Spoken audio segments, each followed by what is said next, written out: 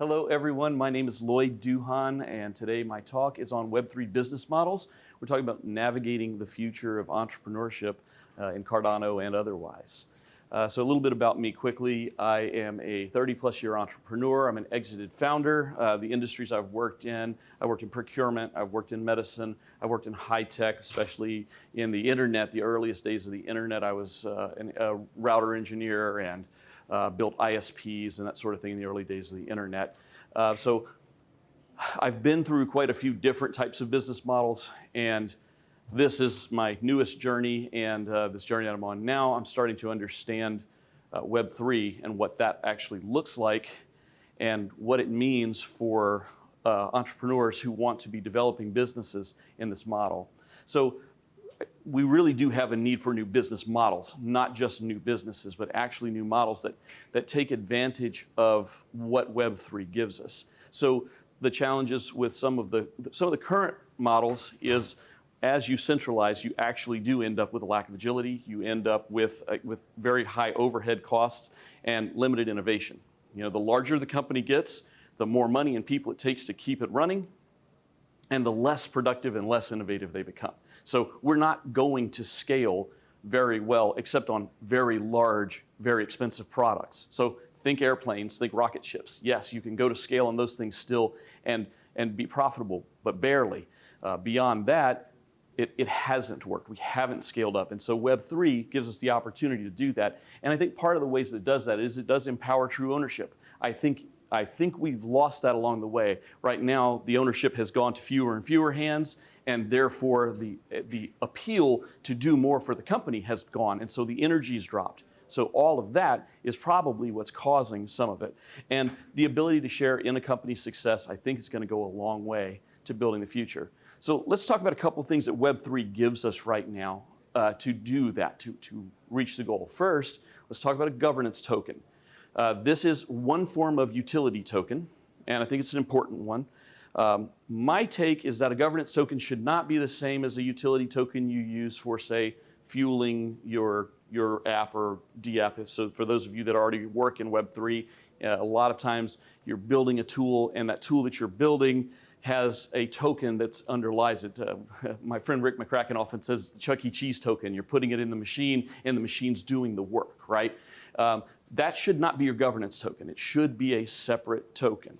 And that should be very clear. Governance token is more like what you see in the traditional stock market when you own shares in a company. Now, you can own shares that are voting shares and shares that are non-voting shares. This would be considered a voting share. So this is one of the most important steps, is that if you're going to be building a Web3 business model, you need to be considering how you govern the business. And one of the best ways you can do that is by tokenizing your governance. So you create a token with the sole purpose of it being the tool that you use to gatekeep who can govern your business. And then you issue that token to those people, and you have a means and a method that you keep that up to date over time. And there's some really cool developments on how that can be done, and we can maybe talk about that a little bit later. But let's dig deeper into utility tokens. What are they for? Well, they can be for governance. They can be for the access and membership, the use of the tool. It can be an incentive tool. One of the biggest things that you need to do is you need to build a community. Well, how do you build a community unless you incentivize them to be there? We're all in Cardano. We know this. We're incentivized as stake pool operators because we get ADA for being a part of securing the network, right? So we are incentivized to be here. If we're just an ADA holder and we delegate to a stake pool, we're getting a return on that by just staking our ADA. So we understand that incentive mechanisms are required. So a part of when you're building your Web3 business model, you need to be considering incentive mechanisms. And the last one is, just like with ADA, it's a transaction medium. It should be the tool that underlies your business, whatever it is, whatever function your business provides to the world. The way to get to it should be utilizing your utility token. For those of you that know Resi, that our team makes, Resi is our utility token that runs things like our Urban Farmer DApp. You can, if you're going to track your crops that you're growing with the DApp, well, you need Resi in order to do it. It won't work without the Resi. So that's how, that's one way we use it as a transaction medium. So, but now we have to take a little bit of a shift. This is the newest part of what we believe is one of the most critical components and possibly one of the missing elements of a Web3 business model. One of the things that ends up happening inevitably is that you have a protocol at the core of everything you're doing. And that protocol has to be accessible by everyone.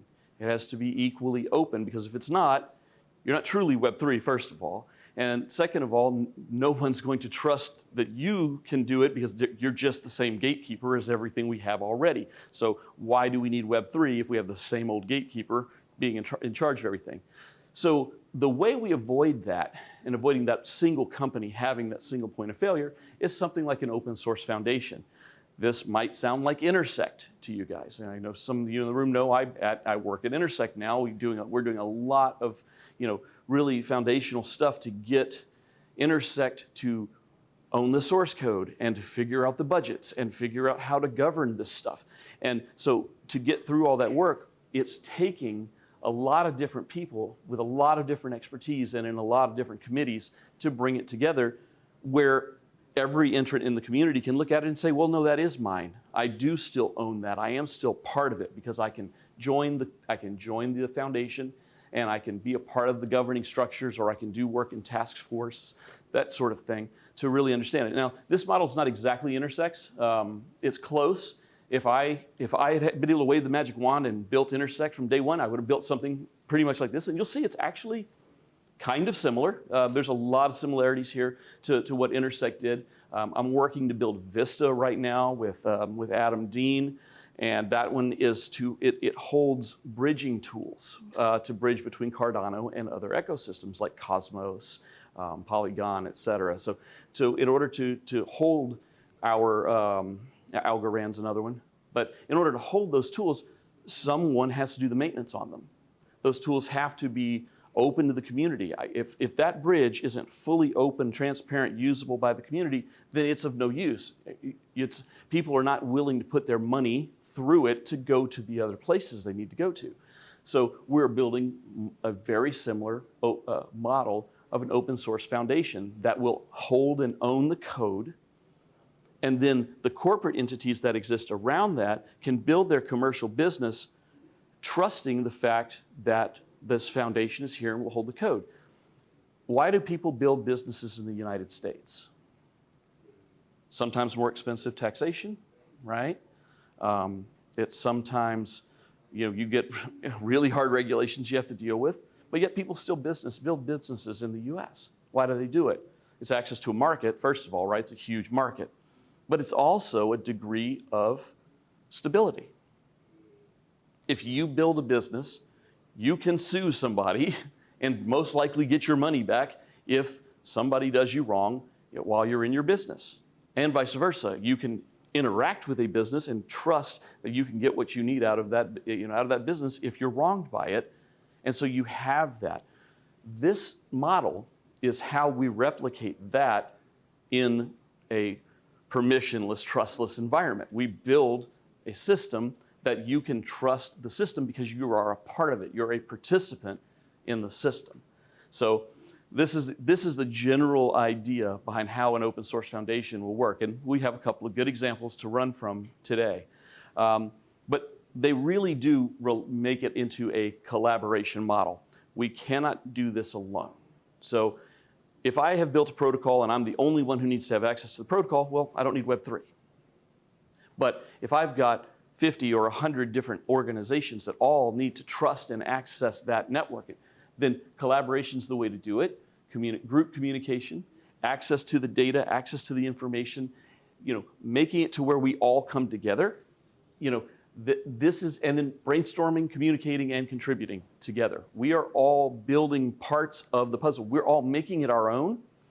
And I like this one. This is actually, it was Dale Christie. I don't know if you guys have seen him. He was from FedEx, and he came to Rare Evo, not this last year, but the year before. So he was at Rare Evo when we were at Colorado, and he gave a talk there. And he used a term there that I just thought was incredibly cool. It's called co-opetition. So it was just a combination of cooperation with competition, right? So the idea being that these competitors that work in these, and they are competitors, they are brutal, fierce competitors to one another in the package shipping industry. And it's not an industry where you can have a lot of leeway as to how much money you can make per package, right? And they compete with each other viciously. But there was certain information that they truly needed to share with one another. And by building an open model that they all owned, those companies that competed with each other actually found that their bottom lines improved because they cooperated with each other where it made sense. And so that's the idea behind building this. We're actually trying to build something that you have competitors, but the sharing of certain knowledge and information will help those competitors all improve. That's co-opetition. So the next element I want to talk about, and this is more popular in Europe, more popular in the B Corporation crowd, the nonprofit arena, but it's something that I think every business needs to begin taking into account. It's a triple bottom line. So what has got us to where we are today is following a single bottom line, profit only. When you follow the bottom line of profit only, what you do is you needfully consolidate and consolidate and consolidate, because everything is done in the direction of how do I get the profit? How do I increase the profit? So once you take away those other considerations, then you end up with, well, the model we have today. So if everyone's comfortable with the model we have today, we can all go home. But if you're here and you're trying to build in Web3, you're probably not comfortable with the status quo. And so my take is that we can actually focus on these three core elements: the triple bottom line, people, planet, profit. I didn't make this up, by the way. It's what B corporations all use. This is something that's just out there. It's publicly available, and it's been around for a long time. But if you use this framework and start talking about the three different impacts rather than a single impact, you start actually building a better business model. So what is the Web3 impact for people? Okay. If you look at what we're doing in Web3, we've built something that no one else in the world has built. Cardano is special. We are unique. We've done something that no one's done before. We've got a whole bunch of people who have very disparate interests who are working together toward a common goal. We've figured that out. Well, it's because we are focused on our people. It was one of the very first and earliest things that happened. Charles was doing whiteboard videos. He was educating, right? He was making sure that we were aware of what it was. Were there incentives? There were. We had the did anybody in the room participate in the stake pools in the very beginning, in the incentivized testnet? Is there anybody in the room that did that? There we go, right? Incentivized testnet. That was exciting. That got people interested and dedicated to the cause of Cardano, right? Active participation. Has anybody been on Twitter or X lately? You can open a conversation up and you get all comers from all different sides, right? We have participation. Are we inclusive? We're permissionless. We're as inclusive as you can get. If you want to be here, you can be here. If you don't, you can leave. So we're as inclusive as we can be. We have built trust in the underlying architecture without having to trust one another. So you can see each of these things has been impacted as the people. How do you do that in your business? It's follow the same model, right? If you want your business to succeed, think about the people who will use your product, the people who are impacted by your product, and take that and run with that, because that is how you will affect the first of the three parts of the bottom line. Planet. Again, easy one for us. It's Bitcoin's watt hour per transaction. That's actually, it's per transaction per year. It's their transactions per year. And, proof of work came down a bit, but we did with proof of stake. We actually can safely say that we treat the planet better than all the other cryptocurrency work out there, just by far. It's not the only way it can impact it. Think about other ways we impact the planet in healthy ways. What are we doing with World Mobile Token? right? For those of you who are involved in World Mobile Token, they are bringing communication infrastructure out to people who've never had it or who have it so sparsely and no way to connect it. But now they're having help. We have initiatives that are building up its people, but it's also in places where the planet needs people to have the help that they need and have access to the things they need. So we can impact the planet in positive ways just by doing the work that we're doing and by avoiding building something that requires massive amounts of energy, physical energy, to do it. We don't have to have that part in our model, and so we're fairly safe here. Now, profit. It's still important. It's never not going to be important. You still have to make money. You still have to keep your lights on. It's actually one of the things I've struggled with a bit in Cardano is that there does seem to be an underlying non-profit style, kind of attitude that, you shouldn't make money off of the protocol. Well, no, you have to. I'm a part of the team of Drip Drops. We built Drip Drops a couple of years ago. We charged a small transaction fee for every transaction we did. We had to. That was the way to keep the lights on. That was the way to keep the business operating, right? So, yes, some people would prefer you give it to them for free. Well, of course. Everybody would prefer that I give them free stuff all the time, and they'll be perfectly happy to take all the free stuff from me. However, I could not still have Drip Drops operating today if all we did was give away free stuff, right? So we charged a small transaction fee, and Drip Drops is still around today precisely because that small transaction fee is actually what keeps the infrastructure running and going. Now, harken back to the earlier slide about your nonprofit model, your open source foundation model, it still has to survive too.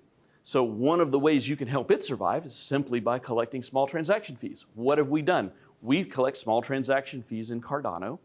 We put it in a treasury, and now Intersect is working to access that treasury every year with an annual budget, and then take out, and some small portion of that will go to operate Intersect itself, and then the rest of it goes to the development of all the things that we care about on Cardano, right? So, again, profit matters.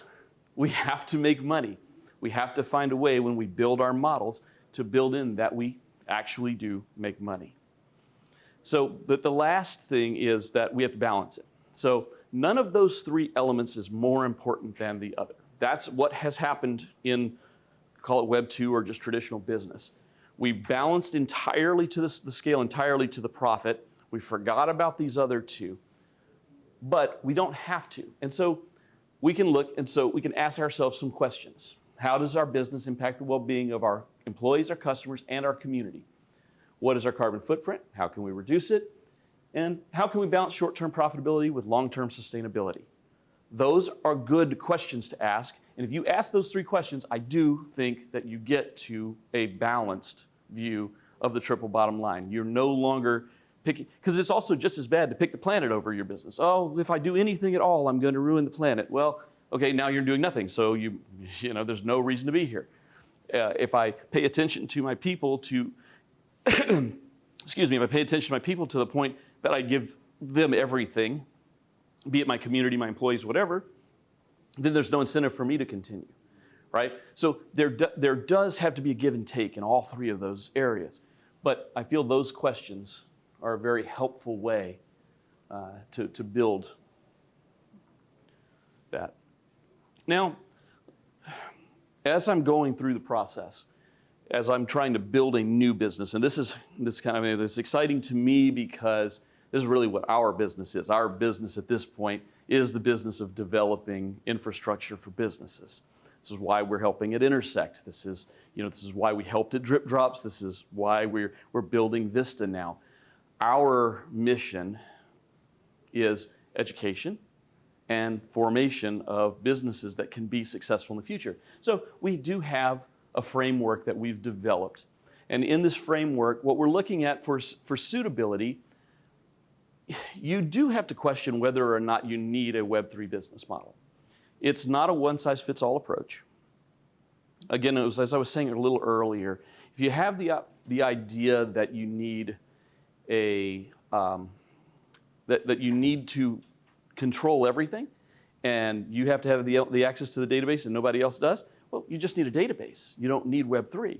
But if you've got a group of competitors that can actually understand and work with a set of data that's meaningful to all of them, well, now you're suitable. You've actually got something that's a Web3 business. Architecture and framework, you have to decide what's your stack, okay? And you have to also decide, is it public, private, or hybrid? Now, this is a tough one for me. There are definitely models where we have a private blockchain that actually makes sense. Part of what Urban Farmer is doing, the only people who really need to know all of the aggregated agricultural data are the farmers themselves and the group of potential like university researchers that might want to know that the data's not been tampered with.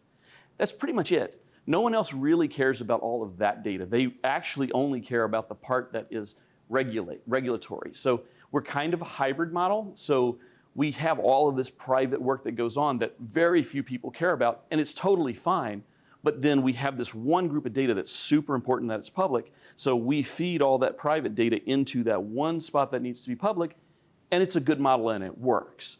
And that scales up pretty well. So we're actually at the point now where we think hybrid is our best approach. But then there's other things that may need to be fully public. If we've talked to Charles just the other day, his vision statement is that we're going to be working in governments, in 5 years. Well, sometimes that means that data's got to be fully public. None of it can be private. So that's got to be a fully public blockchain. So we have to make those kind of decisions and considerations as you're deciding what you're building in your model. Next is the tech stack. And again, of course, I recommend Cardano for nearly everything because there's really great value to it. But there are certain tools that complement Cardano. We now have an IBC bridge, which means that the Cosmos SDK can be used. Super useful.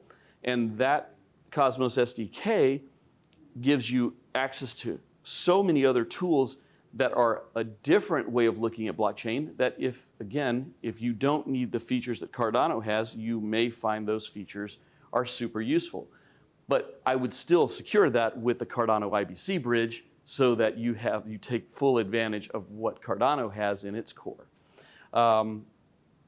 We've worked a little bit with what levels of privacy, security, and identity are needed. It's not there yet. There's still so much work to do in that space, but again, it's something that's coming up. And it's more and more the discussion. The farmers in the urban farmer model, they don't want their agricultural data to be public. They're okay sharing it amongst themselves, but they would prefer to keep it within their co-op and not go outside of their co-op. Okay, fine. So for them, the privacy is a super important issue. For other people, again, going back to Dale Christie's model, it needed to be fully public to just their competitors, but no one outside their competitors should have that information, and except for what is filtered out by customer requests, because they actually have privacy regulations that they have to follow as to who's mailing packages to whom. So that data could never be public. So it's very interesting to see these interplays. And so as you're building your business model, you're going to have to take into account those areas. And then lastly, for your operating model, this is, right now it's still a very difficult and challenging thing, but it's because there are not a lot of really, truly talented Web3 developers yet. Intersect is helping fix that in some ways. Others, Cardano Foundation's working to fix that in some ways. There's now education, there's now certification, so we're getting there. But this is one of those areas where we're going to have to spend a lot more time and capital on. But as you're building your new business, you have to understand that finding and recruiting that talent is super important. There's horror stories of, we didn't have a dev, this guy came to us, he never went on camera with us, he developed really good code, but then a week later, he stole all the money and he left. It's happened over and over and over again, guys. It's unfortunate, but it's because we have a lack of available talent. And so as you're building your model, you have to ensure that you have it. And I assure you, Fortune 500s and large enterprises are looking for that. If they can't find a diversity of tech talent, they're not going to be dropping their huge businesses into our blockchain. They won't do it. They won't trust us until we can do that development. So getting there it's everybody's job. as a part of Intersect and a part of Cardano, it's everybody's job to keep building up these devs, because that part, the operating model portion, is a big part of the decision-making framework, and it's what's turning away a lot of the opportunities right now. So we've got to continue to build on that. So what's the future? Where are we headed? What are the challenges? Right now, there's still a drive to centralization. It's just there. It's easier and faster to build things centralized. You can build a database and you can do everything that you need to do. The hype of Web3 was that we were going to decentralize, but everybody found out it's actually a hard thing to do, right? So it's a big challenge still. Scalability is a big challenge still. We're working on scalability. There's things like Laos that are coming out that actually are going to scale us better. Partner chains and side chains scales us better. So there's all kinds of, and Hydra. Hydra's fantastic for scaling us. These things are all working, and they'll continue to work, but it's not a one-size-fits-all. So it's not just scalability, it's figuring out which scalability option works for your business. Development, still a challenge, as I just said, and accessibility is still a challenge. The data's there, but it's not easy to access yet. Blockchain data's there, but look at the amount of horsepower you need to run a DB Sync node right now. Now, not everybody needs one, but consider that. That is a true expense for your business. And most good Web3 models are going to need something like DB Sync in order to do it. There's other options, but it's an expense. Interoperability, huge problem. Again, fixing it. We've got Cardano IBC. We've got options. Things are coming along, but we're not there yet. And we've got different kinds of data that are working, sort of. We've got the beginnings of all of these things. They all lead to a model in the future at some point where an end user can do what they can do today in Web 2, which is they can open a website, they can have permissions granted to go in and use the website, and they can perform whatever functions and access whatever data is available there in a Web 2 model, but it's centralized to just whatever's in that server, right? We can get there with these elements that we're building right now and no longer rely on that single source. But it's going to take some work still. So I don't want to end on a bummer, right? So what I wanted to do next was give you guys some next steps. If you're considering building your own business in Web3, and hopefully on Cardano, then what would you do next? And I actually think the very first thing is either find an existing one or build together a foundation, okay? If you're building something, you've got to be building it for the community. You've got to have a niche. And so you need to get the people who are going to use that tool together in a room somehow. It's kind of easy again in Cardano. If you're building something on Cardano for Cardano, well, join Intersect. Be a part of it. Don't try to build your own. Instead, learn to use the muscles. What's interesting is that those of us who are working in Cardano one way or another, by joining Intersect, you can actually sort of start to build that collaborative muscle up and get good at it. Then look at your niche that you're trying to attract, go to your niche and find those people and build that foundation with those people in that niche. Now you've built something useful. It's what we're trying to do with Vista, right? We're trying to get the people in the room now that are all building these different bridges and say, come over, let's talk. What are the parts of yours that are open source? Let's put them here and so that they're friendly for everyone.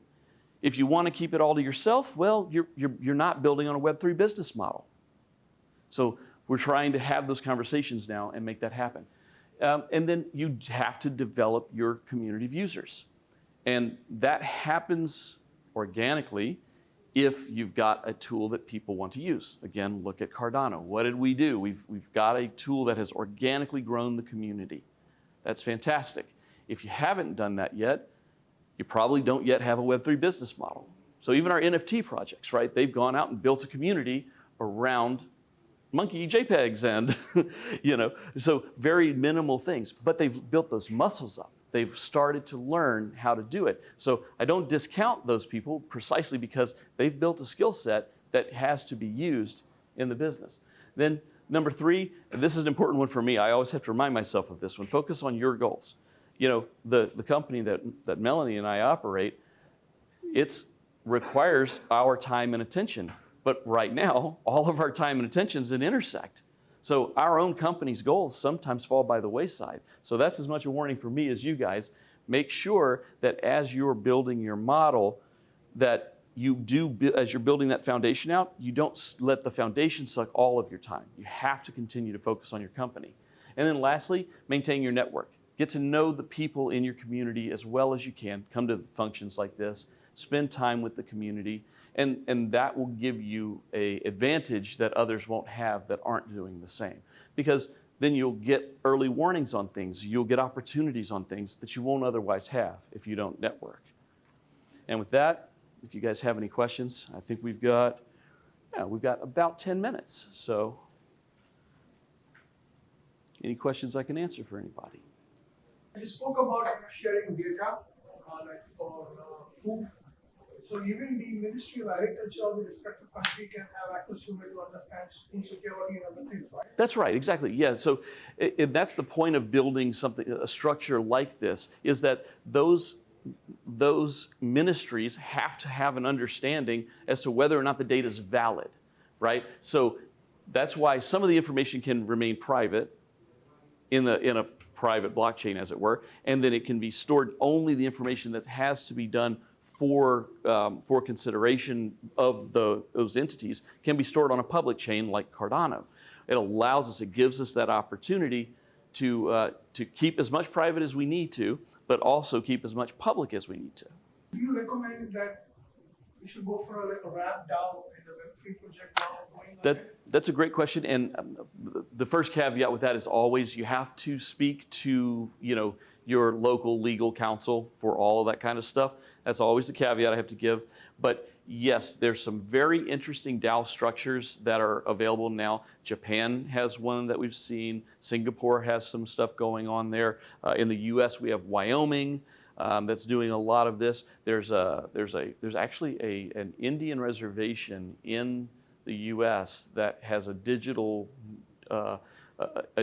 citizenship that then allows you to create corporations within the Indian reservation that is Web3 friendly. So there's some very interesting opportunities that are coming up for that structure. But again, you really do have to talk to legal counsel within your area to determine what's the best. But yes, you do need to make a legal structure. People who say they built a DAO but didn't make a legal structure, it doesn't have a bank account, they didn't really build it. It's not real. Intersect is a Wyoming corporation. That's what it is. So you do have to have an address. You do have to have a bank account. You can't be fully ephemeral because you have to interact with the world if your business is going to do anything outside of blockchain. So that is the feature there, is you do have to come up with which one of the structures is best. In Switzerland has got a good DAO structure, Which one? Switzerland. I have heard that they've started to do some work in Switzerland as well. I'm not an expert on Swiss stuff, so I don't know for sure, but I have heard that they are they're becoming very DAO forward in their structures. So, all right. Any other questions? Yes, sir. Like the three pillars you said, people, planet, and profit. Yes. Somewhere, like the incentive for planet is revolving around carbon credits and stuff. Yes. What do you think about the idea of having some sort of an on-chain goodwill for the people part of things? I love it. There's still the part they haven't solved yet, because I actually did some work in Block Carbon, which is one of the carbon credit tools. I love the idea. I do think it's smart. I think that we've still got a ways to go to even determining what the carbon credit needs to look like. So should you give a carbon credit because you didn't do something? That's the hardest one, right? So for instance, we used Cardano instead of Bitcoin, and since we didn't use Bitcoin's energy, we should have carbon credits. Is that a valid option? I don't know. I do think that if you actually eliminate some carbon that was in your process, it's probably okay. But if it was never in your process, it's really hard to say that that's a valid credit. You know what I mean? So, But I do agree that we should figure out a way to tokenize that and the other sustainability things that happen, so that that can be part of the reward mechanism, so that it is actually taken into account as the bottom line of the business, right? It would make a lot of sense. And you can do the same with people. You can actually, with people, you can give tokens, NFTs, for them completing certain work, and that can be credits that they can use toward using your tooling. So it works for all three, which is really, I do think that's a cool way of doing it, and it's part of the model that you should keep developing as we're moving forward. So, that helpful? Yeah. Awesome. John, you had a question. Yeah, I had a question about carbon credits. It doesn't have to have a sequester carbon in order to have a credit. That, as of right now, like the only ones that have any real legal structure, it is a sequestration model. So that's what I'm saying. You can't really do that. Oh, gee, we spent, we didn't spend this $100, dollars on, didn't make this 100 pounds of carbon because we used Cardano instead of Bitcoin. I don't think that's a valid credit, but I do think sequestration is a valid credit. So, but it's tracking that sequestration that's the difficulty. So, all right, yes, sir. You mentioned urban farmers a few times. Yeah. What was the biggest challenge that you? So. So far, the biggest challenge with that project is that every time an individual or hobbyist or whatever has built some of the same tooling we've built, they usually built it open source. Within a few months, one of the larger agricultural concerns bought out the code and then took it closed source again. So everything, so many people have put so much work into doing this already, and we literally had to reinvent the wheel because that happened. And our structure, we actually built into our structure a defense against that.